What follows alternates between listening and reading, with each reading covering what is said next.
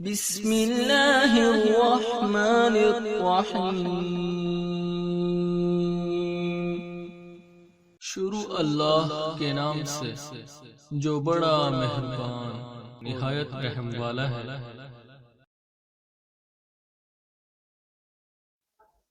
اعوذ باللہ من الشیطان الرجیم، بسم اللہ الرحمن الرحیم، الحمد للہ والصلاۃ والسلام علی اہلہا، اللہم صلی علی محمد وآل محمد وعجل فرجہم۔ محترم ناظرین و سامعین، السلام علیکم۔ آج کی نئی ویڈیو کے ساتھ حاضر خدمت ہے، میں ہوں علی روحانی اور آپ دیکھ رہے ہیں ہمارا آفیشیل یوٹیوب چینل۔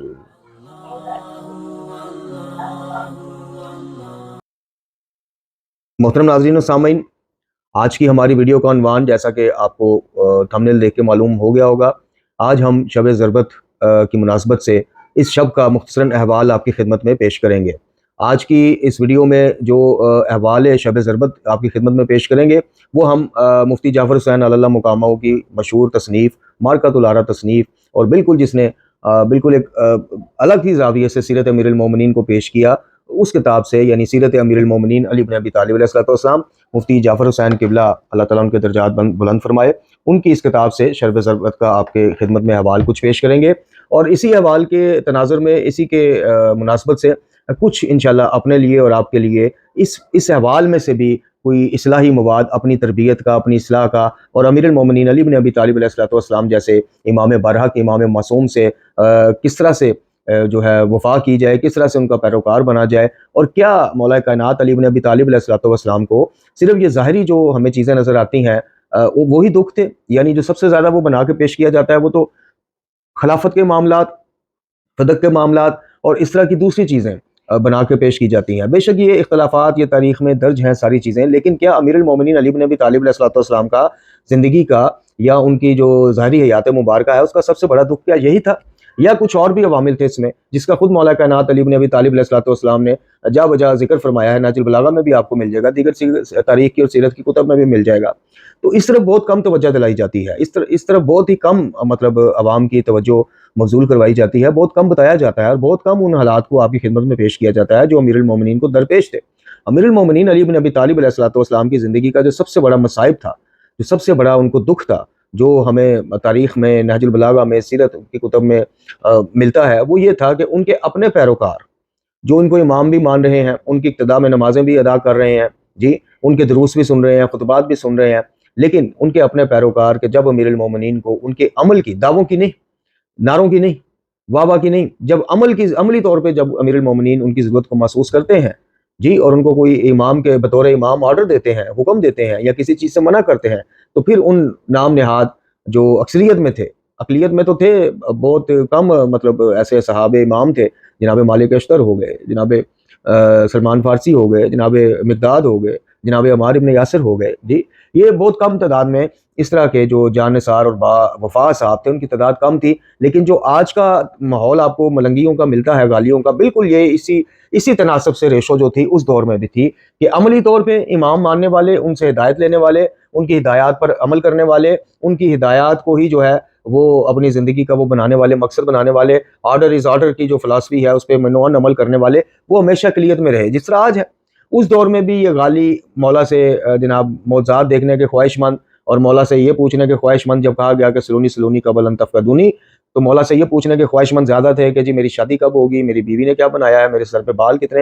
ہدایت کے حوالے سے، قرآن سیکھنے کے حوالے سے، معرف قرآن سیکھنے کے حوالے سے، سنت نبوی صلی اللہ علیہ وسلم سیکھنے کے حوالے سے ہمیشہ قلیل تعداد موجود رہی، اور یہی دکھ جو ہے یہ امیر المومنین فرماتے ہیں۔ میں اس میں اپنی کوئی وہ ذاتی رائے پیش نہیں کر رہا، آپ نہج البلاغہ کا مطالعہ کیجیے، آپ کے سامنے چیزیں آ جائیں گی کہ یہی دکھ مولا کائنات کو سب سے زیادہ دکھ رہا، اور یہی وجہ ہے کہ مولا کائنات علی بن ابی طالب علیہ السلام کو یہ ارشاد فرمانا پڑا کہ حق اور حق گوئی، اس نے علی کے پاس دوستی نہ چھوڑا کوئی، جی تو یہی وجہ ہے۔ وہ آپ نجاشی کا وہ واقعہ سن لیں، جو شاعر تھا اور مولا علی کے لشکر کا کمانڈر بھی تھا، جب رمضان میں اس خبیث نے شراب نوشی کی، اور مولا کائنات نے اپنے عدل سے کام لیتے ہوئے، اپنے حق کا جو ایک معیار اللہ نے ان کو امام حق بنایا، امام برحق ہے، جب اس سے کام لیتے ہوئے اس خبیث کو سزا دلوائی اور 20 کوڑے ایکسٹرا لگوائے، کیوں؟ اس لیے کہ تو نے حرمت رمضان پامال کی ہے، تو نے رمضان میں یہ شراب نوشی کا کام، تو اس کو تو امیدیں وہی تھی جو آپ کو اور مجھے ہیں، جو ان ہمارے امامہ پوشوں نے اور ذاکرین نے جو ہمیں ایک بالکل دیوانے کے خواب دکھائے ہوئے ہیں. اس کو بھی یہی خواب تھا, امید تھی کہ میں تو مولا کے حق میں قصیدے لکھنے والا, ان کی فوج کا جرنیل اور علی علی کرنے والا, مجھے تو جناب جو بھی میرے اعمال ہوں مجھے تو علی نے جناب, علی پہ واجب ہو گیا میری شفاعت کرنا, مجھے معاف کرنا, میری سائڈ لینا, جی میرے حق میں فیصلہ کرنا. تو یہی خوش فہمی جو تھی اس کو لے ڈوبی, اور اس نے علی علیہ الصلوۃ والسلام کو پہچانا ہی نہیں, علی علیہ الصلوۃ والسلام کی عدالت کو نہیں پہچانا. علی علیہ الصلوۃ والسلام کو بطور امام اس کی معرفت میں ہی مولا کائنات نہیں آئے. اگر آئے ہوتے تو وہ کم از کم اتنا سوچ لیتا کہ علی علیہ الصلوۃ والسلام نے جب فیصلہ کرنا ہے, جب عدالت لگانی ہے, تو علی کا جو فیصلہ ہے وہ خلاف قرآن, خلاف سنت اور خلاف عدالت نہیں جا سکتا. اسی لیے یہی وجہ ہے کہ ہم ان ائمہ طہار کی, بزرگواروں کی ولادت کی ویڈیوز ہوں, شہادت کی ہوں, یا ہماری دوسری ویڈیوز ہوں, یہی وجہ ہے کہ ہم آپ کو اور اپنے آپ کو پہلے اور پھر آپ کو یہ دعوت فکر دیتے ہیں کہ اسی دنیا میں اس خواب غفلت سے ہم جاگ جائیں تو بہت بہتر ہے کہ ہماری زندگیاں, ہمارے عقیدے, ہمارے اعمال اور ہمارے ساری طور طریقے تو خلاف قرآن جا رہے ہوں, اور شفاعت ہم نے لگائی ہو کہ چونکہ مولا کائنات کے ہم قصیدے سنتے پڑھتے ہیں, چونکہ ان کے مصائب سنتے پڑھتے ہیں, گریا کرتے ہیں, تو ہماری زندگی اور ہمارے عقیدے بے شک خلاف قرآن ہی کیوں نہ ہو, علی ہمیں بچا لیں گے. نہیں, علی علیہ الصلوۃ والسلام نہ صرف ہمیں اور آپ کو نہ صرف یہ کہ بچائیں گے نہیں, بلکہ اللہ تعالیٰ کے وہ جو ایک حتمی ہوگا, اللہ تعالیٰ سب کو جہنم سے محفوظ فرمائے, جو حتمی حکم ہوگا کہ ان کو گراؤ, اس سے پہلے شاید یہ میری اپنی بات ہے, کہیں لکھی ہوئی بات نہیں ہے, شاید اس سے پہلے جو ہے ناراضگی تو وہ ہم سے اظہار کریں گے, پہچاننے سے تو انکار کریں گے, لیکن اس سے پہلے شاید ہمیں اس ید اللہ جن کا لقب ہے ید اللہ, جی اس ید اللہ کے ہاتھوں بھی ہمیں جو جناب تھوڑا سا نہیں بلکہ کافی زیادہ وہ بھگتنا پڑے اپنے اعمال کا جو نتیجہ ہے.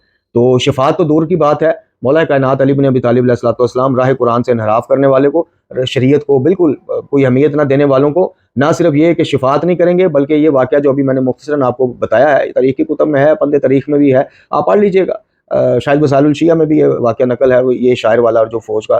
تو اس سے سبق لیجئے, اس سے عبرت لیجئے.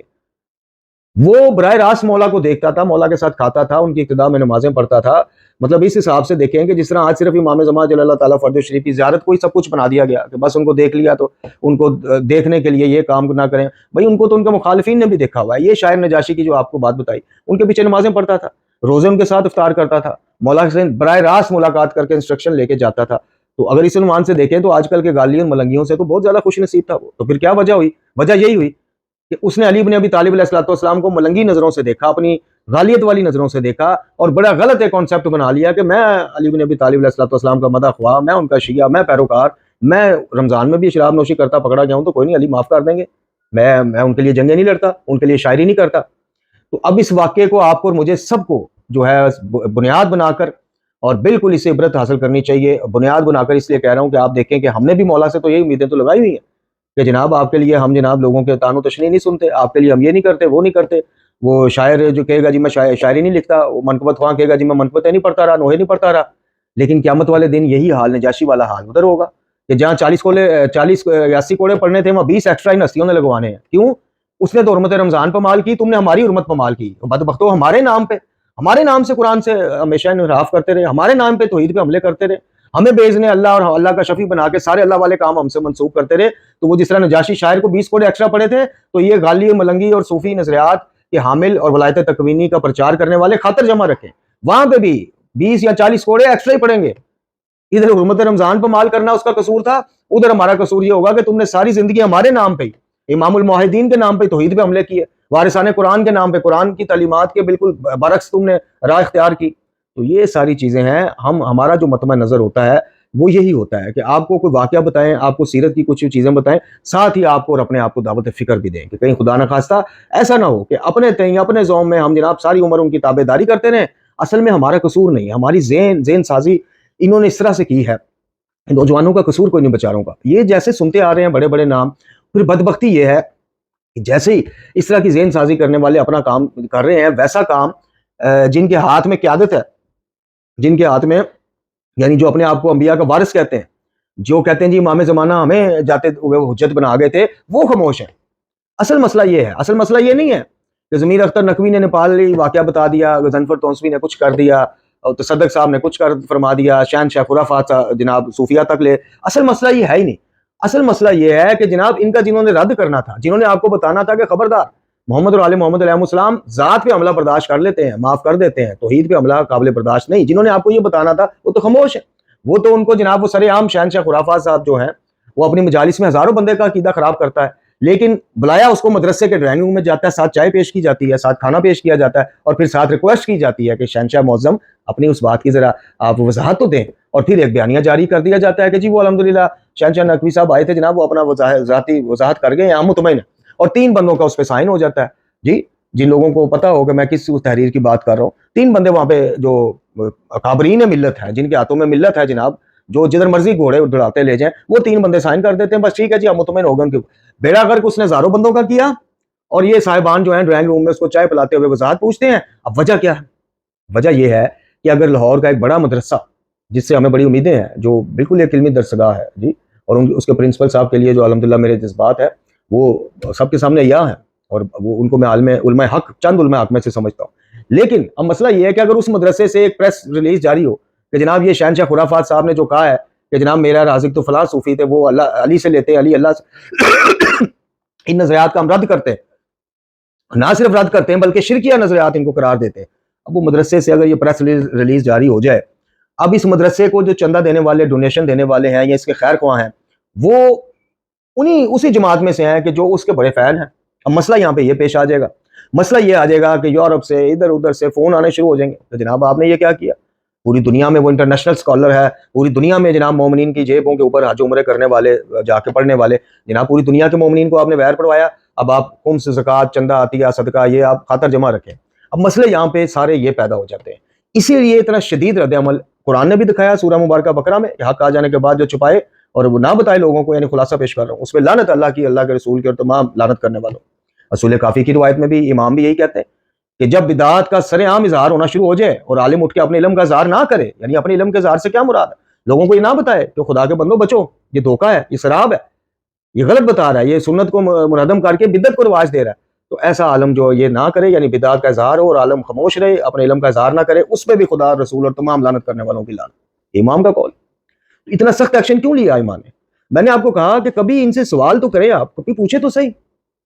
یعنی اسی شہنشاہ خرافات سے ایک بندہ صرف جرت کرتا, ایک, زیادہ نہیں, ایک جرت کرتا, اور کہتا کہ قبلہ بیٹھے رہیں, مصائب آپ نے پڑھ لیے, مجلس تمام ہوئی, اب ذرا 2 منٹ بیٹھے, 5 منٹ. یہ جو ہزاروں بندوں کو آپ سکھا رہے ہیں کہ چھوٹی مشکل کے لیے یہ صوفی, اس سے بڑی مشکل کے لیے وہ صوفی صاحب, اس سے بڑی مشکل کے لیے وہ صوفی صاحب, اور اس سے بڑی مشکل کے لیے جناب ام المؤمنین, یعنی اللہ ہے ہی کہیں نہیں. تو یہ جو نظریہ آپ بتا رہے ہیں, یہ آپ نے کس امام سے لیا ہے؟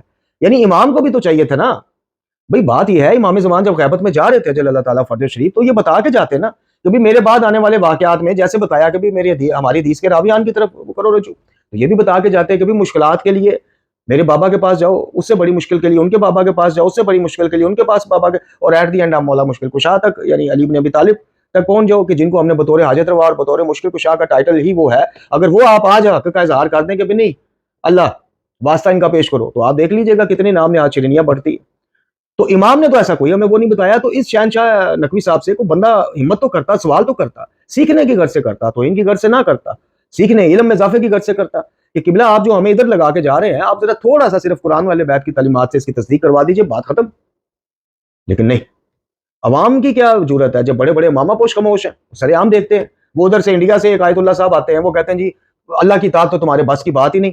یعنی یہ دیکھیے آپ بڑے مامے اور نام سے دھوکہ کھا کے ہمیشہ آپ جو ہے وہ غلط کام, میں لفظ نہیں بولنا چاہتا, پھر ہمارے الفاظ پکڑے جاتے ہیں, یعنی آپ ظلم کرتے ہیں. یعنی اللہ آپ کو قرآن میں جو کہہ رہا ہے کہ ایمان والو اطاعت کرو اللہ کی, اس کے رسول کی, اولی الامر کی, کہیں کہا کہ اللہ کی اطاعت اور رسول کی اطاعت, کہیں کہا کہ رسول کی اطاعت جو ہے وہ اللہ کی اطاعت. تو پھر جب مسلمان جو ہیں وہ اللہ کی اطاعت کرنے کے قابل ہی نہیں ہے بقور اس انڈین آیت اللہ کے, تو پھر بتائیے پھر قرآن کے یہ حکم آپ کہاں لے جائیں گے؟ پھر جو امیر المومنین ساری عمر اللہ کی اطاعت سکھاتے رہے, اطاعت الہی کی دعوت دیتے رہے, وہ ساری چیزیں آپ کدھر لے جائیں گے اگر اس آیت اللہ کی فلسفی آپ صحیح مان لیں؟ تو بڑے امامے جو ہیں ان کے بوجھ بھی بڑے ہیں, اور یہ بھگتیں گے. دنیا میں ان کی توندیں نکلی ہوئی ہیں, دنیا میں آپ دیکھ لیں ان کی توندیں, آپ دیکھ لیں کہیں سے جو مولا کائنات نے بتائی ایک عام مومن کی پہچان, عالم تو پھر اس سے بہت بڑا رتبہ ہے, ایک عام مومن سے بہت بڑا. عالم کو تو عابد پہ بھی فضیلت ہے, شہداء کے خون کو عالم کی سیاہی سے کم گنا گیا ہے. تو آپ یہ بتائیے کہ جو مولا کائنات کا بیان کردہ مومن ہے یا عالم ہے, اس کی اتنی توندیں, اس کا کیا کام اتنی توندیں لیے پھرے, اس کا کیا کام جناب اتنی مہنگی گاڑیوں پہ پروٹوکول, اس کا کیا کام کہ جب روزہ کھولے تو آگے 18 قسم کی ڈشیں پڑی ہوں, اس کا کیا کام کہ مومنین کی جیبوں پہ جناب حج اور عمرے کرتا پھرے, زیارات کرتا پھرے, اس کا کیا کام کہ اپنے گھر کے بل بھی لوگوں سے دلوائے, اس کا کیا کام کہ جناب سارا سال خمس اکٹھا کر کے جس کو خمس پہنچانا ہے وہ خمس کی جگہ رپورٹ لکھ کے بھجوا دے کہ جناب یہ واش روم میں یہ لگ گیا, ادھر ٹائلیں لگ گئی, ادھر بلب لگ گئے. یہ سب دھوکے ہیں. اسی لیے تو امام نے جب آنا ہے تو کوئی نیا دین تو لے کے نہیں آنا, اصل دین دین حنیف جو ہے وہ جب بیان کرنا ہے اور نافذ کرنا ہے تو اپنے ہی لوگوں نے خلاف ہو جانا ہے کہ یہ کیا بھائی. اور اپنے لوگوں میں سے بھی جو سب سے پہلا جتھا جو امام کے مخالف ہوگا وہ یہی امامہ پوشوں کا ہوگا. علماء حق کو ہمارا سلام. ان چیزوں پہ غور کیا کیجئے. صرف آپ کو ادھر ایک رٹی رٹائی کو اس پہ لگا دیا ہے, مصائب ہیں, ہائے ہائے بس مصائب سنو, بس رو بس, رونا ہی تمہاری وہ ہے, بس غور نہ کرو, فکر نہ کرو, حالات کا ادراک نہ کرو کہ امیر المومنین کیوں اس قدر خلیفۃ المسلمین ہوتے ہوئے اس قدر تنہائی کا کیوں شکار ہو گئے. ادھر نہ جاؤ, بس رو لو, بس رو لیا, پرسہ آ گیا, بی بی نے قبول کر لیا, بس اللہ اللہ خیر سل. اور ادھر فضائل کے حوالے سے کہ بھی غور نہ کرنا, بس غور کیا تو تم مقصر ہو, تم ناسبی ہو. آج قبلہ ڈکو صاحب کے نام لیوا, قبلہ ڈکو صاحب کے بینر کے تلے, جامعہ سلطان المدارس کے بینر کے تلے آپ دیکھیے کیسا کیسا غالی اگا ہوا ہے, کیسا کیسا جناب سری مومنین پہ کفر اور منافقت کے فتوے لگانے والا ہے گروہ تیار ہوا ہوا, کوئی روکنے والا نہیں, کوئی پوچھنے والا نہیں. تو بہرحال جی ابتدائیہ کافی لمبا ہو گیا. اب چلتے ہیں جی سیرت امیر المومنین مفتی جعفر صاحب, مفتی جعفر حسین قبلہ علی مقامہ کی تصنیف. اس میں سے آج شب ضربت کے کچھ احوال آپ کی خدمت میں پیش کرتے ہیں. اور جو شہادت کے حوالے سے قبلہ نے یہ باب باندھا ہے اس میں بھی تھوڑا سا آپ سنتے جائیں. فرماتے ہیں کہ اس میں 40 ہجری میں جنگ نہرواں کے چند بچے کچے خوارج نے مکہ میں اجتماع کیا اور نہرواں کے کشتوں پر اپنے تاثرات کا اظہار کرتے ہوئے کہا کہ ہمارے یعنی جو کشتوں کے کشتے لگ گئے تھے لاشوں کے, کہ ہمارے بھائی بندوں کے خون کی ذمہ داری علی بن ابی طالب پر, معاویہ ابن ابی سفیان اور عمرو ابن عاص پر عائد ہوتی ہے, لہٰذا ان تینوں کو قتل کر کے ہم نے انتقام لینا ہے. ان خوارج کی رگوں میں انتقامی خون تو کھول ہی رہا تھا, سب نے اس پر اتفاق کیا اور برق ابن عبداللہ سریمی نے امیر شام کو, اور عمرو ابن بکر تمیمی نے عمرو بن عاص کو, اور عبد الرحمن ابن ملجم نے جناب علی ابن ابی طالب کو قتل کرنے کا بیڑا اٹھایا اور یہ طے کیا کہ ایک ہی دن اور ایک ہی وقت حملہ ہونا چاہیے تاکہ ان میں سے کسی کو دوسرے کی خبر نہ ہونے پائے, ورنہ ایک کے قتل کی خبر باقی دو کو چکنا اور ہوشیار کر دے گی اور وہ حفاظتی تدابیر کو عمل میں لا کر اس تجویز کو ناکام بنا دیں گے. تو بہرحال اس طرح سے یہ سلسلہ جو ہے سارا پلان جو ہے ترتیب دیا گیا. اس خطرناک کام کے لیے ماہ رمضان کی 19ویں شب اور نماز صبح کا وقت مقرر کیا گیا. چنانچہ برق بن عبداللہ مقررہ تاریخ پر جامع دمشق آیا اور جب صبح کی جماعت کھڑی ہوئی تو وہ پہلی صف میں جو ہے عقب میں آ کے کھڑا ہو گیا, اور جب معاویہ بن ابی سفیان رکوع کے لیے جھکے تو اس نے تلوار کا وار کیا جو ان کے عقبی حصہ پر گرا پڑا, گھاؤ معمولی تھا, چند دنوں میں بھر گیا. اسی طرح عمرو بن بکر, یہ کافی اس میں سے سیاہی مٹی ہوئی ہے جی, واضح نظر نہیں آ رہا کچھ. بہرحال 19ویں شب کو جامعہ مصر میں آ کے ٹھہرا تاکہ صبح کی نماز میں ابن عاص کو قتل کرے, مگر اتفاق ایسا ہوا کہ ابن عاص کو لنچ کے عارضہ میں مبتلا ہو گئے اور انہوں نے اپنی جگہ خارجہ ابن اضافہ سہمی کو نماز پڑھانے کے لیے بھیج دیا. جو عمرو ابن بکر تھا اندھیرے میں ان کو پہچان نہ سکا اور انہوں نے خارجہ کو ابن عاص سمجھ کر قتل کر دیا. اور اسی طرح پھر عبد الرحمن ابن ملجم جو ہے وہ آخری ماہ شعبان میں کوفہ آیا اور محلہ بنی کندہ میں خوارج کے ہاں قیام کیا, مگر کسی کو اپنے خطرناک ارادے سے آگاہ کرنا مناسب نہ سمجھا اور نہ اپنے طرز عمل سے اپنے موقف کو مشکوک ہونے دیا. اسی اثناء میں اس کی ملاقات ایک خارجی عورت کتام بنت اخضر سے ہوئی.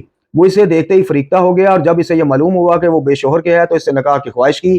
کتام کا باپ اور بھائی جنگ نہرواں میں جناب امیر المومنین کے لشکر کے ہاتھوں مارے گئے تھے اور وہ حضرت علی علیہ السلام سے انتقام لینا چاہتی تھی, مگر کامیابی کی کوئی صورت نظر نہ آئی. اس خواستگاری سے اس کے دل میں انتقام کی افسردہ آگ پھر سے بھڑک اٹھی اور اسے کامیابی کی جھلک نظر آنے لگی.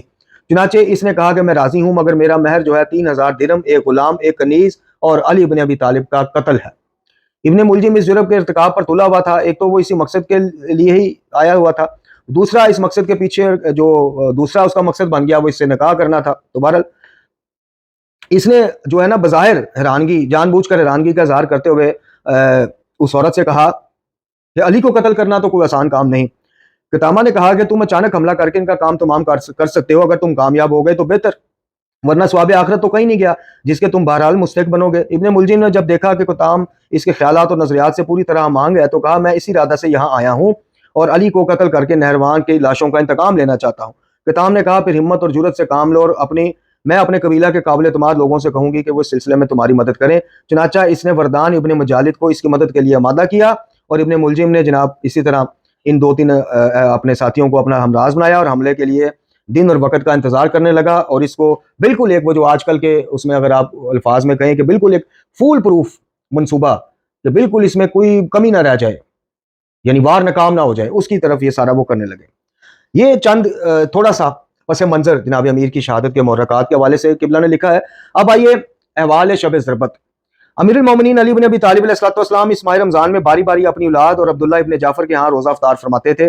غذا بہت کم ہو چکی تھی, چند لقموں پر ہی اکتفا کرتے اور پوچھا جاتا تو فرماتے کہ جب میں چاہتا ہوں کہ جب میری موت کا وقت آئے تو میرا شکم خالی ہو. 19ویں شب کو اپنی دختر نیک جناب ام کلثوم سلام اللہ علیہ کے ہاں تشریف فرما تھے. انہوں نے جو کہ 2 روٹیاں, ایک پیالہ دودھ کا اور ایک پلیٹ میں یعنی نمک رکھ کے پیش کیا. آپ نے اس کھانے کو دیکھا تو فرمایا کہ میں نے رسول اللہ صلی اللہ علیہ وسلم کی پیروی میں کبھی گوارا نہیں کیا کہ ایک وقت میں دسترخوان پر 2 قسم کی چیزیں ہوں. یہ ہے امیر المومنین. یعنی جناب ام کلثوم سلام اللہ علیہ نے نمک تھوڑا سا, دودھ کا ایک پیالہ اور جو کہ ایک روٹی, یہ کل غذا رکھی دسترخوان پر. آج ان ماما پوشوں, ان موٹی توندوں والوں سے پوچھیں جا کے کہ تم کس قسم کے مولا کے یا انبیاء کے وارث بنے پھرتے ہو. مولا تو اپنے دسترخوان پہ افطار کے وقت کوئی کھجور, سموسے, پکوڑے, دہی بھلے, فروٹ چاٹ اور لیگ پیس, یہ جو ملا اڑاتے پھرتے ہیں, مولا کا آپ دیکھ لیں. یعنی جناب ام کلثوم نے کیا رکھا؟ نمک, جو کہ روٹی, دودھ کا پیالہ. تو مولا نے فرمایا کہ میں رسول اللہ صلی اللہ علیہ وسلم کی پیروی میں اسی طرح چلتا ہوں کہ جیسے آپ کرتے تھے کہ آپ ایک وقت میں دسترخوان کے اوپر 2 سے زیادہ چیزوں کو پسند نہیں فرماتے تھے. اے بیٹی اب سنیے ذرا, اب یہ امیر المومنین, میں نے کہا نا کہ اگر ہم ہدایت لینا چاہیں, سیکھنا چاہیں تو ان کے مصائب میں بھی بہت کچھ ملتا ہے سیکھنے کو. فضائل میں تو ملتا ہی ہے, سنت اور سیرت میں تو ملتا ہی ہے, لیکن ان کے مصائب بھی ہمیں بہت کچھ سکھا جاتے ہیں. اور اگر نہ سیکھنا چاہیں, صرف یہ ایک لینا چاہیں کہ بس رونا ہے, یہ شہید اس لیے ہوئے تھے, یعنی ہم دنیا کو یہ بتانا چاہتے ہیں. آپ دیکھ لیں جا کے, ہمارا جو زبان سے نہیں ہم کہتے, لیکن عمل یہ اسی طرف ہے کہ بس یہ شہید اس لیے ہوئے کہ مظلوم گنے جائیں, شہید اس لیے ہوئیں کہ ان پہ رویا جائے, اور اس سے بڑھ کے ہماری قوم کو کچھ بتایا نہیں جاتا. تو خیر, تو جب آپ نے یہ اعتراض کیا اور کہا کہ جناب ان میں سے کوئی چیز ایک اٹھا لو, اپنی بیٹی کو کہا, تو ساتھ فرمایا کہ بیٹی دنیا کے حلال میں حساب ہے اور حرام میں عذاب ہے. سبحان اللہ, کہ حساب تو ہونا ہی حلال میں ہے, حرام میں تو سیدھا سیدھا عذاب ہونا ہے. وہاں پہ کون سی پوچھ گچھ, سوال جواب نہیں. سوال جواب تو حلال میں ہونے ہیں, کتنا کمایا, کیسے کھایا, کیا کیا کھایا. حرام میں تو یہ پوچھنا ہی نہیں. تو مولا کائنات قیامت تک آنے والے اپنے پیروکاروں کو, تمام انسانیت کو یہ سبق دے رہے ہیں کہ حلال میں حساب ہے, حرام میں تو سیدھا عذاب ہے. کیا تم یہ چاہتی ہو کہ تمہارا باپ دیر تک حساب دیتا رہے؟ سبحان اللہ. یہ اب آپ دیکھ لیجئے, اب وہ ان کی بناوٹی باتیں, قصے, کہانیاں, اب مولا پہ الزام لگا دیں گے. مولا کہیں گے جی ہے تو ایسے ہی, مولا نے کہا تو یہ تھا, لیکن وہ ہمیں دکھانے کے لیے, ہمیں وہ کرنے, یعنی اب یہ الزام لگا دیں گے جو ائمہ پہ لگاتے ہیں کہ جی وہ عبادات کرتے تھے, ہمیں دکھانے کے لیے. ان کو کیا ضرورت تھی؟ وہ خوف خدا رکھتے تھے, ہمیں دکھانے کے لیے. وہ تو معصوم تھے, گناہ ہی نہیں جب کیا تو ڈرنا کیسا. اب اسی طرح یہ کہیں گے کہ جناب مولا نے جو کہا ہے کہ کیا تم چاہتی ہو کہ تمہارا باپ اتنی دیر حساب دیتا رہے, تو مولا نے کہا حساب دینا, انہوں نے تو لینا ہے, یہ تو ہمیں دکھانے کے لیے, یہ دکھانے کے لیے. یعنی یہ الزام پھر ائمہ طہار پہ یہ غالی ملنگی لگاتے ہیں. تو فرمایا کہ بیٹی دنیا کے حلال میں حساب ہے اور حرام میں عقاب ہے. کیا تم یہ چاہتی ہو کہ تمہارا باپ دیر تک حساب میں کھڑا رہے اور قطار میں لگ کے حساب دیتا رہے؟ ان دونوں چیزوں میں سے ایک اٹھا لو. جناب ام کلثوم سلام اللہ علیہ نے دودھ کا پیالہ اٹھا لیا اور آپ نے چند لقمے نمک کے ساتھ تناول فرمائے. کھانے سے فارغ ہو کر حسب معمول مصلی عبادت پر کھڑے ہو گئے, مگر آج بار بار صحن میں نکلتے, آسمان پر نظر کرتے, ڈوبتے ہوئے ستاروں کو دیکھتے اور دیکھتے فرماتے, خدا کی قسم میں جھوٹ نہیں کہتا اور نہ مجھے غلط بتایا گیا ہے. یہی وہ رات آن پہنچی جس کا مجھ سے وعدہ کیا گیا. آپ کرب و اضطراب کی حالت میں کبھی سورہ یاسین کی تلاوت فرماتے, کبھی انا للہ و انا الیہ راجعون, اور کبھی لا حول ولا قوت الا باللہ العلی العظیم کی صدائیں بلند کرتے, اور کبھی کہتے اللہم بارک لی فی الموت, خدایا موت کو میرے لیے بابرکت بنا دے. جناب ام کلثوم نے جب یہ کیفیت دیکھی اپنے بابا کی تو عرض کیا, بابا آج آپ اتنے پریشان کیوں ہیں؟ فرمایا بیٹی کیوں نہ پریشان ہوں, آخرت کی منزل درپیش. امیر المومنین امام المتقین آخرت کی منزل درپیش ہے کہہ کے پریشانی کا اظہار فرما رہے ہیں کہ کیوں نہ پریشان ہوں, اتنا سخت مرحلہ آنے والا ہے. اور امیر المومنین کے نام نہاد پیروکار, نام نہاد شیعہ, جناب امیر المومنین کے نام پہ ہی لوگوں کو یہ درس دیتے پھرتے ہیں کہ جناب مسئلہ ہی کوئی نہیں, علی علی بس, مسئلہ ہی کوئی نہیں, آخرت ہے تو ایسے مولا نے ہمیں جناب نکال لینا. اور امیر المومنین خود کیا فرما رہے ہیں, اس سے ہمارا کیا سروکار, ہمارا کیا لینا دینا. میں اللہ کی بارگاہ میں جانے والا ہوں. جناب ام کلثوم سلام اللہ علیہ کی آنکھوں میں آنسو آ گئے اور کہا, بابا نہیں, آج آپ مسجد میں تشریف نہیں لے جائیں گے. جودہ ابن حریہ حبیرہ موجود ہیں, انہیں حکم دیجئے کہ وہ نماز پڑھا دیں جا کر. فرمایا قضائے الہی سے بچ نکلنے کی کوئی صورت نہیں. ابھی کچھ رات باقی تھی کہ ابن سباج مؤذن نے حاضر ہو کر نماز کے لیے عرض کیا. حضرت مسجد کے ارادہ سے اٹھ کھڑے ہوئے. جب صحن خانہ میں آتے ہیں تو گھر میں پلی ہوئی بطخوں نے پھڑپھڑانا اور چیخنا شروع کر دیا اور آپ کی ابا کے دامن کو پکڑنا شروع ہو گئے. کسی نے ان بطخوں کو ہٹانا چاہا تو فرمایا کہ انہیں ان کے حال پر چھوڑ دو, کچھ دیر کے بعد نوحہ و بکا اور نالہ و فغا کی آوازیں بلند ہوگی۔ امام حسن علیہ السلام یا جناب ام کلثوم نے عرض کیا کہ بابا آج آپ کیسی باتیں کر رہے ہیں؟ فرمایا کلمہ حق تھا جو میری زبان پر جاری ہو گیا۔ پھر حضرت نے ام کلثوم سلام اللہ علیہ سے فرمایا بیٹی یہ بے زبان جانور ہیں، ان کے آب و دانہ کا خیال رکھ سکو تو ٹھیک، ورنہ بیٹا آپ ان کو رہا کر دینا۔ ان بطخوں کے بارے میں فرمایا۔ جب دروازہ کے قریب پہنچے تو پٹکا کمر میں کس کر باندھا اور یہ 2 شعر پڑھے جن کا مفہوم ترجمہ یہ تھا کہ موت کے لیے کمر کس لو اس لیے کہ موت تمہارے سامنے آنے والی ہے، جب موت تمہارے ہاں ڈیرے ڈالے تو خبردار بے تابی کا مظاہرہ نہ کرنا۔ جناب ام کلثوم آنسو بہاتے ہوئے اپنے بابا کو الوداع کرتی ہیں۔ امام حسن نے چاہا کہ مسجد تک حضرت کے ہم رکاب جائیں مگر آپ نے منع کر دیا۔ جب مسجد میں تشریف لائے تو مسجد تاریکی میں ڈوبی ہوئی تھی۔ آپ نے اندھیرے میں چند رکعت نماز پڑھی اور تعقیبات سے فارغ ہوئے تو خون ریز سحر نمودار ہو چکی تھی۔ آپ گلدستہ اذان پر تشریف لے گئے اور صبح کی اذان دی۔ یہ آپ کی آخری اذان تھی جو مسجد سے بلند ہوئی اور کوفہ کے لوگوں نے اسے آخری بار سنا۔ اذان کے بعد الصلاۃ الصلاۃ کہہ کر لوگوں کو نماز صبح کے لیے بیدار کرنے لگے۔ انہی لوگوں میں یہ ملعون ابن ملجم بھی تھا۔ آپ نے اسے اوندا لیٹے دیکھا تو فرمایا کہ یہ شیطان کے سونے کا انداز ہے، دائنی کروٹ سو جو مومنین کا شاعر ہے، یا بائیں کروٹ لیٹ جو حکمہ کا طریقہ ہے، یا پیٹھ کے بل سو جو انبیاء کا طرز عمل ہے۔ اٹھ نماز پڑھ، اگرچہ میں جانتا ہوں کہ کس ارادے سے یہاں آیا بیٹھا ہے۔ حضرت لوگوں کو بیدار کرنے کے بعد محراب عبادت میں کھڑے ہو گئے۔ جب نافلہ صبح کی پہلی رکعت کے سجدہ سے سر اٹھایا تو شبیب ابن بحرہ نے تلوار سے حملہ کیا مگر تلوار ستون مسجد سے ٹکرائی اور اس کا وار ناکام رہا۔ پھر ابن ملجم نے زہر میں بجھی ہوئی تلوار سر پر ماری جس سے سر مبارک شگافتہ ہو گیا۔ آپ نے بے ساختہ فرمایا بسم اللہ وعلی ملتہ رسول اللہ فزت ورب الکعبہ، رب کعبہ کی قسم میں کامیاب ہو گیا۔ لوگوں مجھے یہودیہ کے بیٹے ابن ملجم نے قتل کر ڈالا ہے۔ امام بمنزلہ روح کائنات اور جان عالم ہوتا ہے، جب جان پر بنتی ہے تو تمام اعضاء متاثر ہوئے بغیر نہیں رہ سکتے۔ چنانچہ اس موقع پر آسمان کانپا، زمین لرزی، مسجد کے دروازے آپس میں ٹکرائے، چراغ بجھ گئے اور زمین و آسمان کے درمیان یہ آوازیں گونجنا شروع ہو گئیں، خدا کی قسم ہدایت کا رکن گرا دیا گیا، ابن ام رسول قتل کر دیے گئے، وسیع پیغمبر مارے گئے، اے لوگو علی مرتضی شہید کر دیے۔ اس آواز نے کوفہ کی وادی کو لرزا دیا، تمام شہر کانپ اٹھا، لوگ گھروں سے باہر نکل آئے۔ امام حسن اور امام حسین پریشانی کی حالت میں مسجد کی طرف دوڑے جہاں لوگ پھوٹ پھوٹ کر رو رہے تھے اور کہہ رہے تھے کہ افسوس امیر المومنین کو شہید کر دیا گیا۔ محترم ناظرین و سامعین، احوال تھوڑا سا اس سے آگے بھی لکھا ہے لیکن اب مصائب امیر المومنین مزید پڑھنے کی شاید ہمت نہیں۔ بس آخر میں یہی دعا ہے اللہ رب العزت سے کہ ہمیں صرف یہ آنسو بہانے اور یہ مصائب اور گریہ زاری تک محدود نہ رکھ۔ امیر المومنین علی بن ابی طالب علیہ السلام نے جس مقصد کے لیے قربانی دی، خود قربان ہوئے، ان کے بچے قربان ہوئے، اس مقصد تک ہمیں پہنچا۔ یا اللہ ہمیں ان کا سچا پیروکار بنا، ہمیں ان کی خوشی میں خوش اور غم میں غمگین ہونے والا بنا، لیکن ان کی سیرت اور ہدایت سیکھنے والا اور اس پر عمل کرنے والا بھی بنا۔ اللہ تعالی ہم سب کو امیر المومنین کی پیروی کرنے کی توفیق عطا فرمائے۔ وما علینا الا البلاغ۔